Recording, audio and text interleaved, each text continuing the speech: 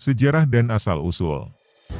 Kerajaan Sriwijaya merupakan salah satu kerajaan maritim terbesar di Asia Tenggara pada masa lampau, yang terletak di wilayah yang kini menjadi bagian dari Indonesia, khususnya di wilayah Sumatera bagian selatan. Meskipun tidak ada konsensus mutlak di kalangan sejarawan mengenai tahun pasti pendiriannya, diperkirakan bahwa kerajaan Sriwijaya mulai berkembang pada abad ke-7 atau ke-8 Masehi.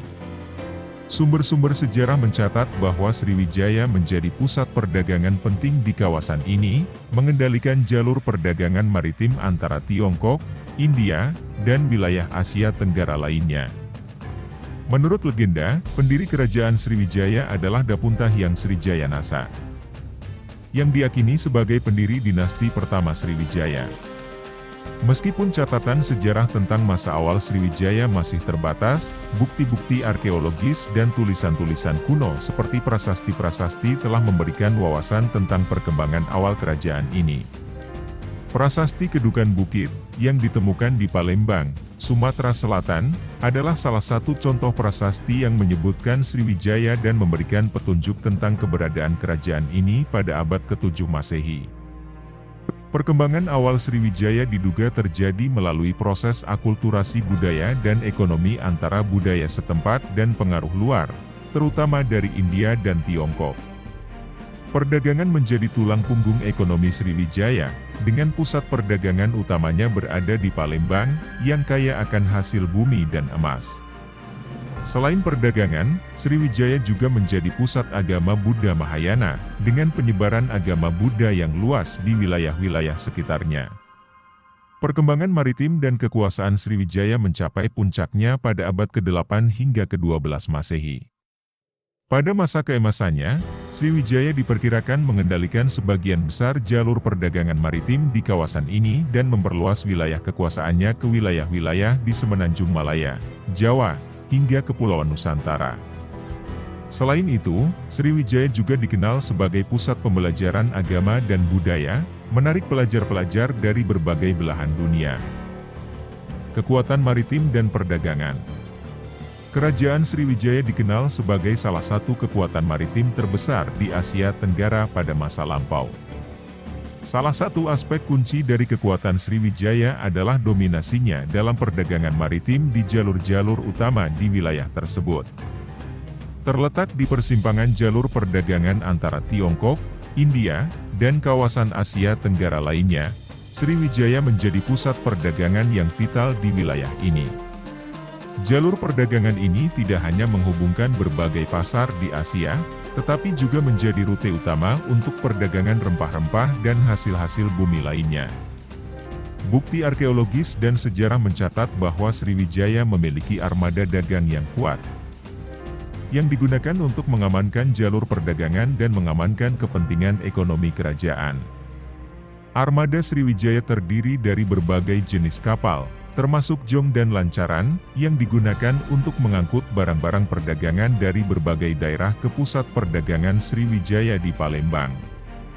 Ini memungkinkan Sriwijaya untuk mengumpulkan kekayaan melalui pungutan cukai, tarif, dan monopoli perdagangan di wilayahnya. Selain itu, kekuatan maritim Sriwijaya juga memberikan mereka keunggulan dalam diplomasi dan politik regional. Kontrol mereka atas jalur perdagangan memberi Sriwijaya kekuatan ekonomi dan politik yang besar di kawasan tersebut. Mereka menjalin hubungan dagang yang erat dengan Tiongkok, India, dan negara-negara lain di Asia, yang memperkuat posisi mereka sebagai pemain penting dalam politik regional. Pentingnya perdagangan maritim bagi kerajaan Sriwijaya tercermin dalam keberadaan pelabuhan-pelabuhan perdagangan yang maju di wilayah mereka. Salah satu pelabuhan yang paling terkenal adalah Palembang, yang menjadi pusat perdagangan utama Sriwijaya.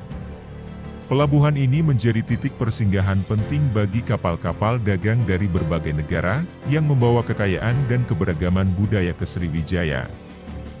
Budaya dan agama Kerajaan Sriwijaya. Kerajaan Sriwijaya merupakan pusat kegiatan budaya dan agama yang penting di Asia Tenggara pada masa lampau. Salah satu ciri khas dari Sriwijaya adalah toleransi agama yang tinggi, yang memungkinkan berbagai agama berkembang di wilayah kekuasaannya. Meskipun agama Hindu-Buddha dominan, Sriwijaya juga menerima agama-agama lain seperti animisme dan agama-agama tradisional setempat. Hal ini mencerminkan sikap inklusif dan pluralistik kerajaan ini dalam hal agama. Budaya Sriwijaya juga dipengaruhi oleh kedekatan geografis dengan kerajaan-kerajaan Asia lainnya, terutama India. Pengaruh budaya India terlihat dalam seni, arsitektur, dan sastra Sriwijaya.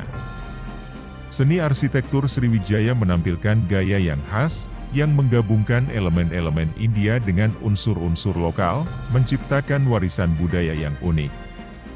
Contoh terkenal dari seni arsitektur Sriwijaya adalah Kompleks Candi di Muara Takus dan Kedukan Bukit, yang menggambarkan pengaruh kuat agama Buddha di kerajaan ini. Agama Buddha Mahayana merupakan agama dominan di kerajaan Sriwijaya, dengan Vajrayana Buddhis menjadi bentuk Buddhisme yang paling banyak dianut. Sriwijaya menjadi pusat penyebaran agama Buddha di kawasan ini, dengan pengaruhnya merambah hingga ke Semenanjung Malaya, Jawa, dan Kepulauan Nusantara lainnya. Monumen-monumen agama Buddha, seperti stupa dan vihara, menjadi bagian integral dari pemandangan budaya Sriwijaya, mencerminkan pentingnya agama dalam kehidupan masyarakat. Kerajaan Sriwijaya juga dikenal sebagai pusat pembelajaran agama dan kebudayaan. Para biksu dan cendekiawan dari berbagai belahan dunia, termasuk India, Tiongkok, dan wilayah Asia lainnya, datang ke Sriwijaya untuk mempelajari agama, filsafat, dan ilmu pengetahuan. Pusat-pusat pendidikan seperti biara-biara dan universitas menghasilkan para sarjana dan biksu yang terkenal, yang memainkan peran penting dalam penyebaran agama dan pengetahuan di kawasan ini. Pemerintahan dan struktur sosial Kerajaan Sriwijaya. Pemerintahan Kerajaan Sriwijaya didasarkan pada sistem monarki absolut, di mana kekuasaan berada di tangan seorang raja yang dikenal sebagai Maharaja atau Sri Maharaja. Raja Sriwijaya dianggap sebagai pemimpin spiritual dan politik yang dianggap memiliki kedudukan yang sangat tinggi. Raja memiliki kekuasaan penuh atas wilayah kerajaan dan dianggap sebagai titisan dewa yang dihormati dan dipuja oleh rakyatnya. Di bawah raja, terdapat bangsawan dan pejabat-pejabat kerajaan yang mengelola berbagai aspek pemerintahan, termasuk administrasi, keuangan, dan militer. Struktur sosial di Kerajaan Sriwijaya terdiri dari beberapa kelas, dengan bangsawan dan elit politik menduduki puncak hierarki sosial. Bangsawan memiliki hak istimewa dan keistimewaan dalam masyarakat, termasuk akses ke pendidikan, kekayaan, dan kekuasaan politik. Mereka mendapat kehormatan tertinggi dalam masyarakat dan seringkali memegang jabatan-jabatan penting dalam pemerintahan dan militer. Di bawah bangsawan, terdapat golongan pedagang, petani, dan rakyat jelata yang memenuhi peran-peran ekonomi dan sosial yang berbeda dalam masyarakat. Selain itu, Sriwijaya juga memiliki sistem administratif yang terorganisir dengan baik, dengan pembagian wilayah administratif yang jelas dan pengaturan pajak yang efisien.